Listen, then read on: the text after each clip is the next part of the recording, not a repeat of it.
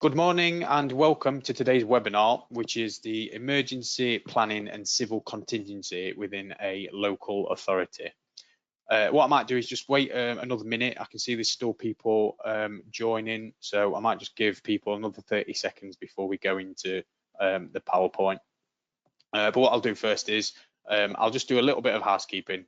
So before we begin, it's worth noting that this webinar will be recorded. So rather than frantically trying to write notes down, it's worth noting that there will be a recording sent, so you can look back over what we've done and what we've said, which is great.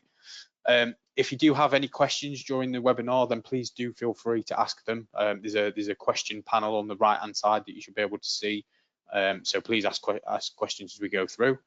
And then there's an exit survey which allows us to improve the webinars that we continue to run. So if you wouldn't mind just filling in the exit survey when you leave, that'd be really helpful for us to improve the webinars that we've currently been doing. It's also worth noting that today the webinar will last between 35 and 40 minutes. And as always, we'll try and answer as many questions that get asked all the way through, but we might have to just reserve some of the questions for getting back to you via email or giving the person a quick call to go through the stuff as well. So my name is Ian Usher. I work in the business development team here at CAD Corp, and I predominantly work with local and central government customers, helping them make the most of their GIS investment. And I'm pleased to say that I'm joined today by my colleague Simon. And Simon, would you like to introduce yourself? Yeah, thank you, Ian. Good morning, everyone. My name is Simon Parker. I am the pre-sales team leader at CAD Corp. And this morning I'll be providing a software demonstration to you showing how GIS can be used to support emergency planning teams. Brilliant. Thank you very much, Simon. So what we're going to do now is we're going to turn off the webcam as it just increases the bandwidth and helps the presentation and demonstration run smoothly. So we're just going to turn it off now, and then we might turn it back on for the questions at the end. Okay, so this is the agenda for today's webinar. So we're going to start with an introduction slide about CAD Corp. As I can see, some of you listening are new, so it's good for you to understand who we are as a company first. We'll then go back to basics and explain what we mean by emergency planning and civil contingency. We're then going to look at how we might utilize GIS in order to support that process and the use of web mapping and notice boards. As Simon said, we're then going to give a demonstration regarding a number of different use cases that can use GIS for the emergency planning side of things. And then we'll round up with what you can do next, and a number of key takeaways from the webinar before we look at the questions that you might have as well. So CAD Corp are a UK-based software company, and we develop the Spatial Information System, or CAD Corp SIS, which provides desktop GIS used for capturing and analysing spatial data. And it also includes web and mobile applications which allow for the sharing, visualization and analysis of spatial information over the web. And this is all built using the CAD Corp core technology. And we provide our applications across multiple different business sectors, and you can see the business sectors in the bottom of this slide. And the focus of today's webinar is central and local government authorities and emergency services, but we do work all the way down to kind of town and parish councils as well. So why are we all here today? So we're all here today due to the interest we have in the emergency planning process within your respective local authorities. However, there may be a number of different specific reasons. So you might want to learn how GIS can support your emergency planning team.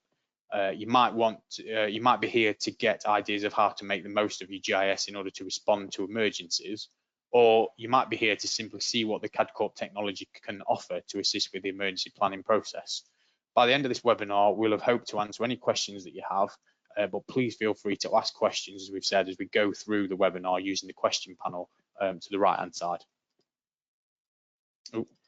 So we like to keep these webinars quite interactive.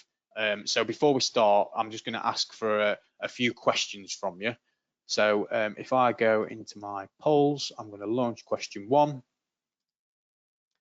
And question 1 relates to, do you or your GIS team get involved in the emergency planning process? So have you been, this is good for us to understand if whether you've been involved in the emergency planning process previously, or have you just come about to this because of the whole COVID situation that started at the start of this year? So it's just good for us to understand kind of where you're coming from in this regard. So I'll just give it another couple of seconds. We're up to 80%, 85%, 90% of people. So that's been going for 30 seconds. So I'll close that off now. And I can see that the majority of people have been involved in the emergency planning process. That's a really good start. So you've got an understanding of what we're talking about today, which is great. And then I'm just going to launch a second question, which is, how is the emergency planning information shared with the public and other organisations? So this is more around everybody uses social media to distribute information, which is a really good source. But have you ever thought about using web mapping or notice boards to do that? So it's just good for us to see whether this is something you've looked at before or you already do. And again, I'll just give it another 5 or 10 seconds. So I'm just going to close that off because responses have stopped coming in. So if I close that off, so again, that's really interesting. So you've got there's over half of you are unsure what you use, which is useful, and there's 30% of you that use web mapping. So you're all in the right place, because we're going to demonstrate how you can use web mapping and dashboards, and obviously get the most out of the existing web mapping that you've got in order to enhance the emergency planning process. So we're going to start off by asking, what is emergency planning and civil contingency? So emergency planning should aim, where possible, to prevent emergencies occurring, and if and when they do occur, good planning should reduce, control and mitigate the effects of the emergency.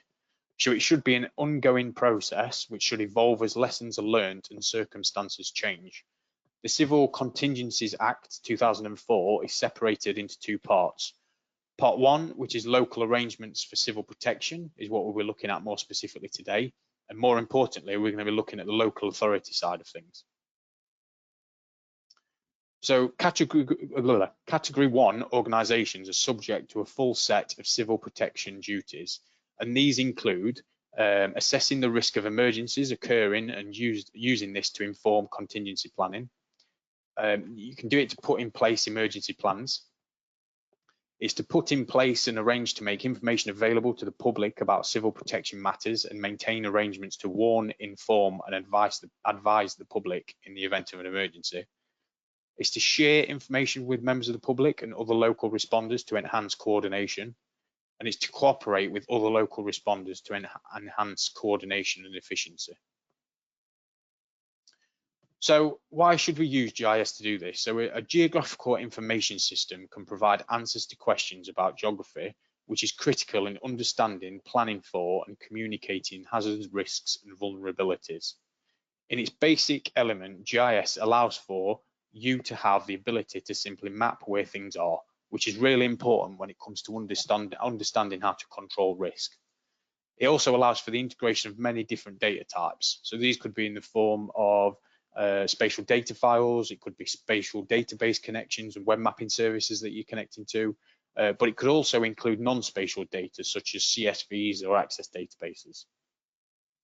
You can draw maps and visualize spatial data. So this makes it easy to identify trends and patterns in the spatial data that you've got, things that you wouldn't normally see within a CSV file. And then finally, it provides us tools to simulate what-if scenarios. So how can GIS support emergency planning? So GIS can aid in decision-making processes, such as being able to ask questions, such as where is the incident location? How many people are affected in this flood zone? And where's the nearest hospital or refuge centre? Live dynamic spatial analysis can help with understanding how an emergency is evolving. Is it getting bigger? Do we need to create a bigger cordon area or look at removing vulnerable tenants from their properties within a wider area? It can also give users the option of looking back on historic events and seeing how they panned out in order to plan for the future. It provides a tool to share information, and that's a great way of informing members of the public about incidents that may be occurring, and also allows for other public bodies to contribute and to be involved in the emergency planning process quickly and easily. And all of the above assist in creating a common operating picture, which is significant in ensuring that agencies are to work effectively together as part of a multi-agency response to emergencies. So using a web mapping application, you give users the ability to view, edit, and share spatial information over the web. It should be made really simple for users to use with ease, and the integration should be similar to other web mapping applications that exist already. This could be a cloud-hosted application that makes it easier to remotely add data to the website to inform the relevant people about emergencies quickly and easily. And that web mapping application should also include tools that allow you to query lots of data at the same time, allowing them to create a report that lists the vulnerabilities at a specific location, such as is our site in a coma area, or has it been previously flooded.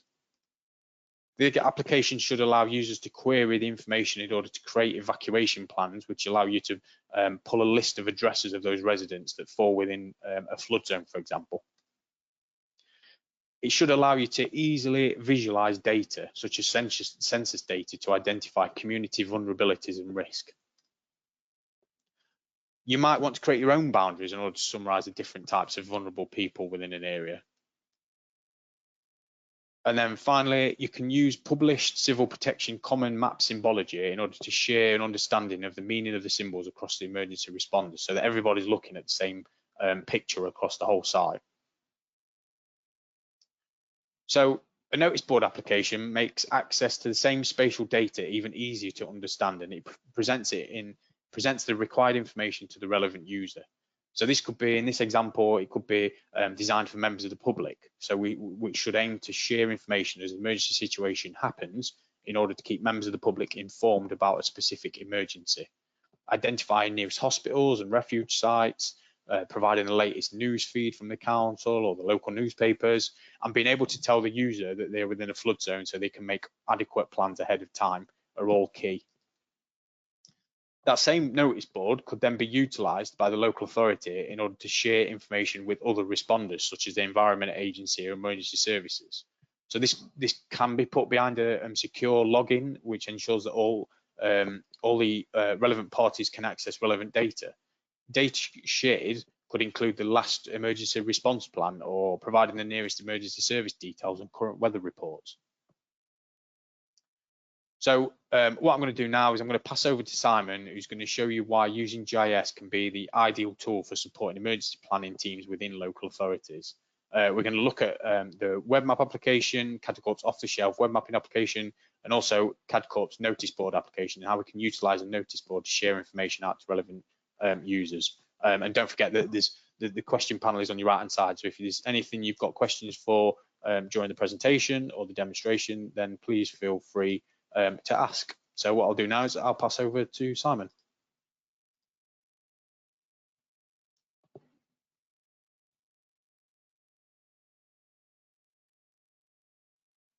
Thank you, Ian, and good morning, everybody again.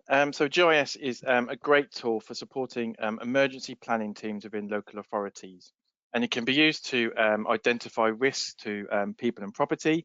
It can be used to communicate that risk to the public, and it can also assist the response to an emergency as well.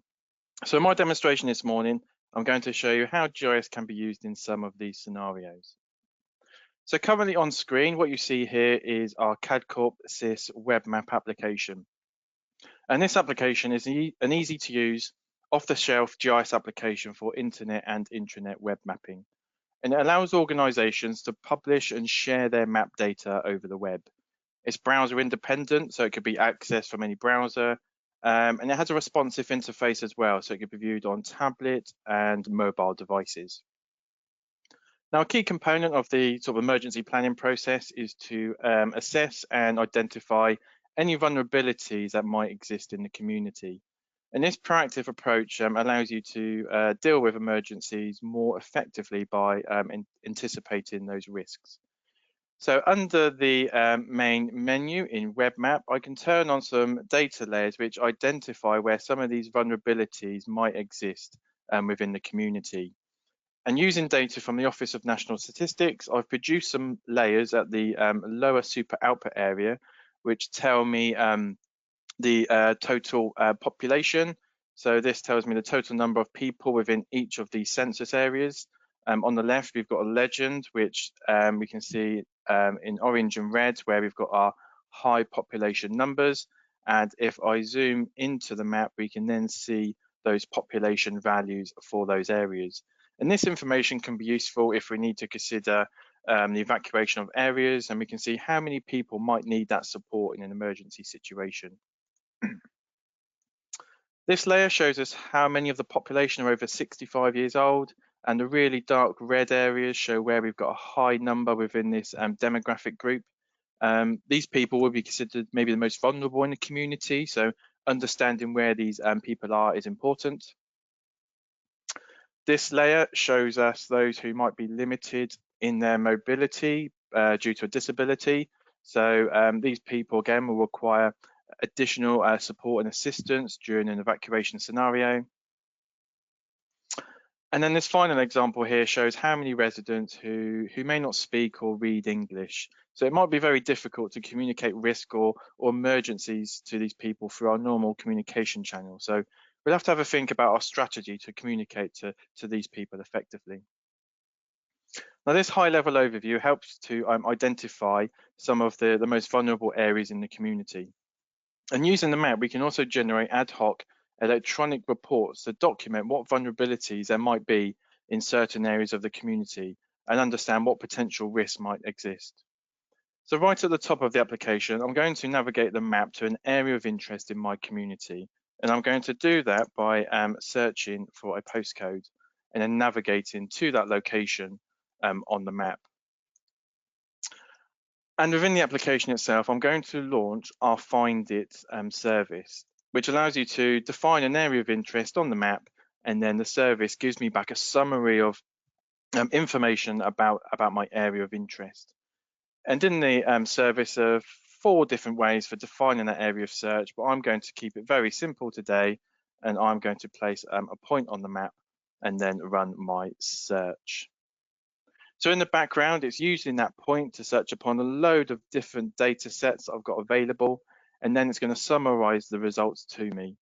And the flexibility of the service means is that you can use it to search upon any geographical data of your choosing. Now on the left, we can now see this dialog, which presents me loads of information about this particular area of my community.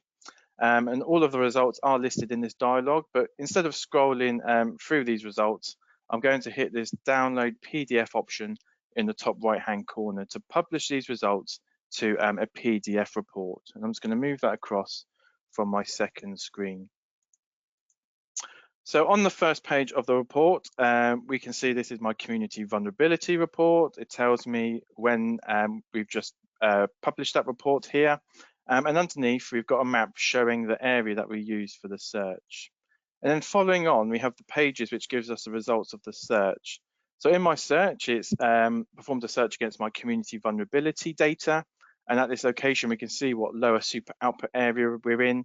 But underneath, we've also got a summary of the total population, how many are over 65, and what that equates to in terms of a percentage, number of those who may be limited by disability, and the number of those who do not speak English.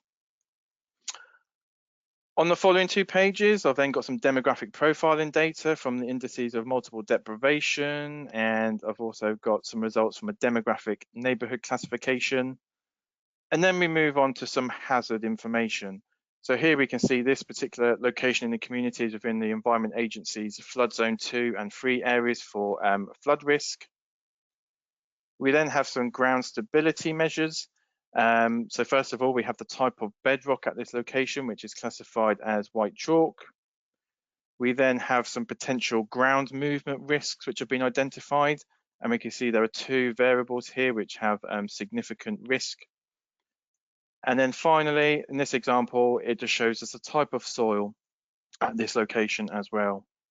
So in this example, I've accumulated a range of different data to summarize community vulnerability, demographic profiling, and potential risks from flooding and ground movement. And this information could be extremely valuable in the process of anticipating risk. And this type of electronic reporting can be customized to focus on the data that you have to produce the reports that can help you with your emergency planning process. So let's return back to WebMap, and I'm going to zoom out. And when it comes to responding to an incident, understanding where these vulnerabilities are at property level will help with the response if an evacuation is required. So if I return back to my list of layers, here I have a layer which could be coming from your social care database, and it will show where these vulnerable people are. And if I click on one of these clients, we can drill down on the data and view some of the attribute information that we've shared in this map regarding our clients. And my example is very simple, but here we've got the name of the client. We can see their address. We can share what their vulnerability is. And then underneath, I've got a link to Google Street View where we can maybe view their living accommodation. And this might be helpful when assessing those who have mobility impairments. Now, in addition to viewing your own data, you may have access through your resilience forums to other data held by other service providers. And in this example, which is identified by the red dots on the screen, this could be data from the NHS, for example, who might hold similar information on individuals who are also currently accessing care arrangements, but maybe not necessarily known to the local authority social care service. So viewing this type of data on a map provides a visual picture of where these vulnerable persons are located. Now in the UK, flooding is probably the most common natural hazard we have to deal with, and the Environment Agency provide data showing the areas that have the potential to flood. And so if I turn on my flooding layer, this is where the sort of the GIS comes into its element, because I can now see where flooding could occur alongside my vulnerable person's data. And this is really helpful because if you run a scenario where a flooding event occurs, we can see on the map not just all the properties that could be affected, but we can also see which residents will require further assistance in an evacuation scenario. And this will ensure we have a response team in place with enough staff or volunteers to assist in that evacuation. Web mapping can also be used to share that all-important resource information to help with your response to an emergency. And this might include important asset information, such as the location of rest centres or the location of the emergency control centre. It may be important infrastructure sites, such as hospitals. And here it's themed by the RAG rating here to show its level of readiness. Or it could be the locations of important communication and utility sites, such as maybe telephone exchange sites, or maybe gas stations, or perhaps water treatment works. Just overlaying all of this type of data on a map provides that single source of information to assist emergency response personnel. Now, GIS provides a capability to visualize data in a number of ways, and I've shown you a few examples already. And with our reference to our vulnerable persons data again, we can amalgamate this information to a higher geography to analyze the numbers.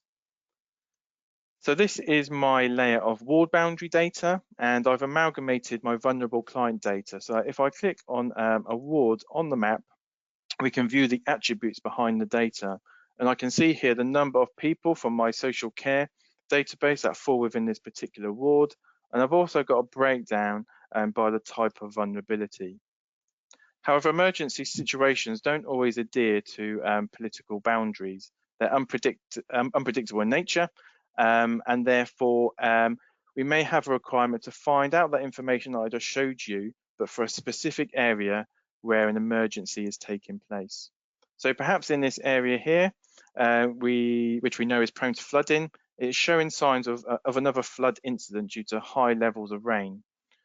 So I'm going to open the editing capabilities in the map to select my layer and I'm going to draw an area of concern on the map. And once I've drawn that area of concern on the map, from my assessment, I've now got a bespoke summary where I can see the total number of people that might be vulnerable within this area. And I can start to put plans in place to send resources to these locations to assist them.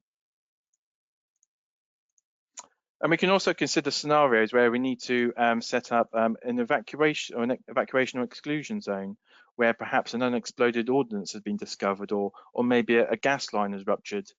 WebMap can be used to create that exclusion zone on the map and find all of the properties that are within that exclusion zone.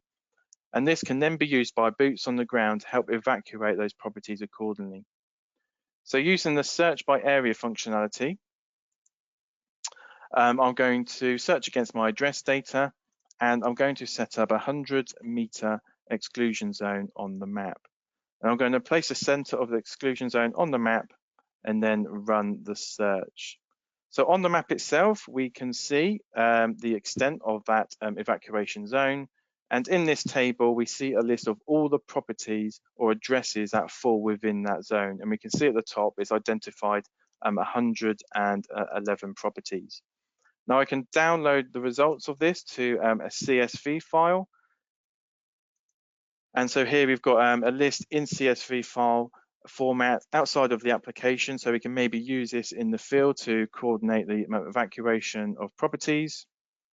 And if I return back to WebMap, we can also print a map to show the extent of this evacuation zone. So at the top, we can maybe add a title to our plan. So we can just call this evac zone. Maybe I'll put in my initials as a person who's created the map. And then to the right, we've got some options where you can choose the size and orientation of the map, add a legend, or maybe add notes underneath the map here. And then you can choose to either print the maps out to a printer, so you can maybe distribute amongst officers, or you can simply create a PDF version, which you can then distribute electronically. So in the examples I've shown you, you can see the benefits of using a web mapping application to support the risk assessment in the emergency planning process, but it can also be used as an information tool during an emergency incident. And the information and data that I showed you in WebMap can also be delivered in a dashboard for consumption by colleagues in your organizational partners, or maybe as a mechanism for communicating risk and emergency response information to the public. Now, CAD Corp Notice Board provides that capability by displaying a lot of information on a single page of your website. So on screen here is just a sample website, which could be your public-facing website or maybe your organization's intranet. And embedded on this page is an address search where the user can search for an address of interest. Or if they're accessing the site on a mobile device, they could actually use their current device coordinate, device location instead. So I'm going to search for my area of interest. And once selected, in the background, Notice Board runs loads of different queries against a variety of data, generates a personalized response based on the location that was selected, and then these responses are then displayed to us as separate notices in this dashboard. So the target audience for this dashboard is maybe for the response team or emergency responders who need to manage the response to an incident. So in the top left-hand corner in this first notice, this is providing me links to important documentation we need when we plan and respond to an incident. So this first one here is links me out to the Civil Contingency Act 2004, which provides that legislative framework for civil protection. If I return back to the dashboard, here this example takes me to our emergency plan so that all responders can access the plan. The second example in my dashboard provides me the key local authority personnel from around the council. So maybe I'm a responder on the ground and I need to contact the highways department for assistance, or perhaps I need to report an environmental health issue, or maybe I need to contact the GIS team to prepare some maps. Now in the center of my dashboard, we've got some key contact information for our agency partners. And then underneath that, we've got an example of an embedded map, which is showing me a live view of reported flooding incidents on the ground. And underneath that map, I can report a new flooding incident by clicking on this link. And this link takes me back to the web mapping application, which I showed you previously. and I can use the reporting capability in WebMap to then report a new flooding incident. So maybe I'm a member of the response team on the ground. I'm going to report a flood incident, and I'm going to do that by clicking the location on the map. But alternatively, if I was on a mobile device, I could use the device location to report the location. Then in the next part of the dialogue, I need to provide my email address. So this can be used to help identify who has raised the report that we're submitting. And then underneath, I can apply some comments with my report. So maybe we'll add a comment saying flooding in the streets up to ankle height. And whilst I'm on the ground, I've also taken a picture of that flooding, so I can add an image to my report to supplement that report there. And when I hit submit, that report is sent as an email to the Emergency Control Center, for example, so they can respond and deal with that report. But it can also be saved on a database layer as well, which is currently visible on the map. So if I now just pan the map to update that layer, we'll now see that new flooded report is now visible on this map. And if I return back to the dashboard and again just refresh the map, we can immediately see that new flooded mapping incident is available to view in the dashboard. Then on the right to my dashboard, we've got a notice here which gives me a list of all of the roads that are currently inaccessible due to flooding. And again, there is a link where you can go out to a separate map that you've published where you can view those affected roads on a map. Underneath, we've got a find my nearest type search. So here we can see where the nearest emergency rest center is. So I can maybe advise those who've had to evacuate their properties where they can go. And then underneath, we've got a weather widget showing me the weather forecast for the next few days, and we can run that as a video within the dashboard. So this is just one example of putting together a variety of information to help with the emergency planning process and make those informed decisions based on what is happening on the ground. But as part of that emergency planning response, it's also important to communicate that risk and provide information to the public. A notice board can be used to deliver this type of information for before and during an emergency event to keep them informed and prepared. So this time I'm going to open up another dashboard directly, and I'm going to enter my location of interest. And once I've selected that location, I now have a different looking dashboard, which is designed for public consumption. So this first notice here is has the embedded Environment Agency flood warning widget. So here I'm feeding in flood warnings for England, but you can tailor that to your local area. And this widget helps to get those warnings and alerts out to the community.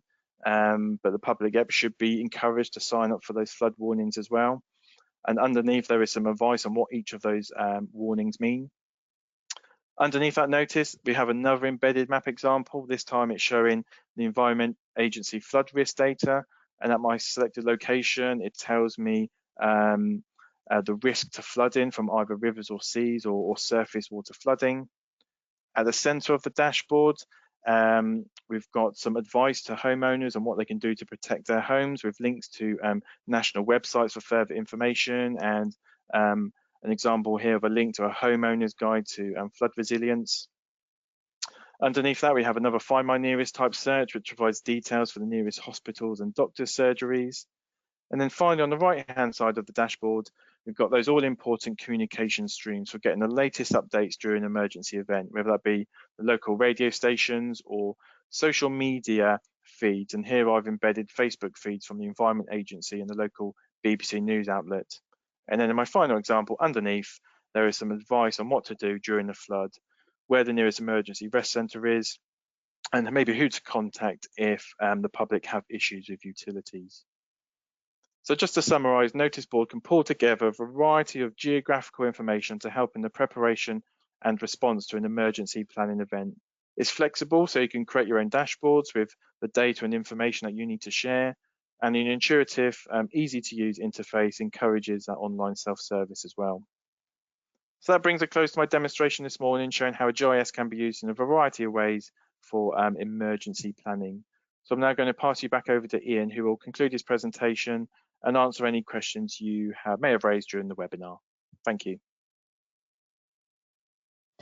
Thank you very much, Simon. So Simon's provided some really good examples of how you can use GIS to aid in the emergency planning process. There's been lots of brilliant examples, and there were lots of questions as we went through, actually. So I'll try and answer some of them within the time limit that we've got. So I suppose the next question is, what if you've liked what you've seen today, but you're wondering what to do next? You've got a number of different options. So I suppose we're always more than happy to provide a demonstration to you and other members of the team based on your own business data and show you how it all works and fits together. And I suppose alternatively, a huge advantage to hosting applications is that we have a solution ready to go for you now. So CAD Corp can quickly and easily get a hosted version of either WebMap or notice board up and running for you. So you can start maximizing the benefits of using GIS within the emergency planning process straight away. And if you want to discuss this further, please get in touch with either myself or your account manager to discuss how you can do that. And then finally, I suppose we've got there are a number of key takeaways to take away from today. So there are lots of benefits of using GIS in order to identify risks and to reduce the impact that risks could have on people, property, and the environment. A good web mapping application, such as WebMap, supports the emergency planning process by ensuring that data is available. It can be analysed and can be edited using a really simple user interface in order to make it easier for the user. And it also allows you to share data across the organisation with members of the public in order to keep them informed, keep the relevant user base informed. And then finally, we looked at how we can use notice boards in order for emergency planning data to be shared between members of the public and other emergency services without the requirement of a map. So people wanting to see kind of the emergency centres straight away without actually identifying where it is on the map. They just want the location because they know the local area anyway. So notice boards are a really good example of utilising that kind of application. So I hope that you found this webinar useful in how using GIS within the emergency planning process can be. Now we've got a chance to take a number of questions. And like I say, there was lots asked during the presentation, so I'll try and get through most of them, but some of them might be a bit technical, so I might have to get back to you. So the first couple of questions that I can see, I'm gonna congregate these together because there's quite a few that have come through about kind of file formats and update frequencies of data and things like that. So I suppose from a CAD Corp point of view, we support 300 different data formats. So your spatial database connections, such as your PostGIS, Oracle, and SQL, your flat file format support, such as your Esri and tab files, and your AutoCAD files, for example, are all supported in the CAD Corp spatial information system. So all of the data that you get from wherever you get it can be added to the WebMap application so that it can be shared straight away for other people to see it. And that's a really big benefit of using the CAD Corp system web mapping in order to do that.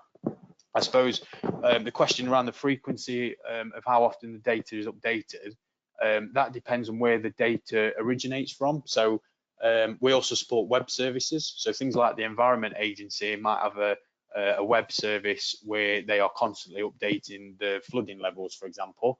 If that is a web mapping service, a WMS, we can add that into the web map, and as the data changes that's provided from that organization, the web mapping data changes as well. So it's you're utilizing the data, but you're not actually responsible for it, which makes it even better because as the source of the data is changing, the information provided to the members of the public is also updating as well. So it keeps them informed relatively quickly and easily. So I'm hoping that's answered a number of questions that we've had regarding the file format support. We've had a question relating to Resilience Direct and what the differences are. I suppose for those people that use Resilience Direct, I suppose the most obvious answer would be that the web map allows users to put onto the web map application quickly and easily your own business data. So if during an emergency, you decide that you want to, somebody asks for where the supermarkets are, for example, we're giving you the opportunity via WebMap to simply add a CSV file or one of the data formats that we've just talked about, to add that data in really quickly and easily. So it's allowing you to put your own business data into the application as well to enhance that emergency planning process. So that's one of the benefits from it.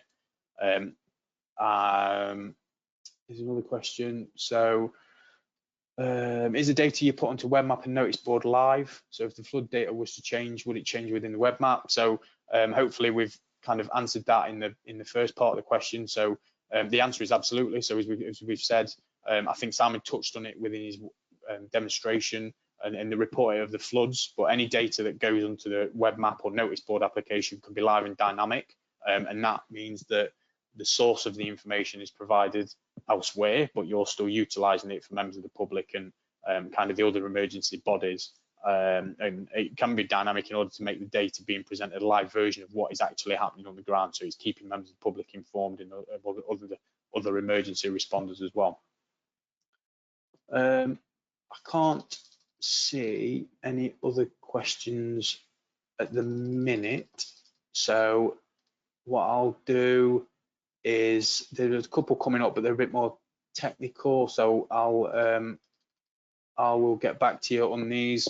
So what we'll do is, all the questions that we haven't answered, we will get back to you on them. One of the account managers will ring you up just to answer the questions that you've got. So I suppose the last thing for me to say is that if you've got any questions after this webinar, or you would like to discuss anything further from the webinar today, please feel free to contact me or your account manager. Thank you very much for attending, and please fill in the exit survey, which allows you to ask that final question and allows us to improve the webinars that we're hoping to continue to run in the future. I suppose the last thing for me to say is thank you very much for attending, and goodbye.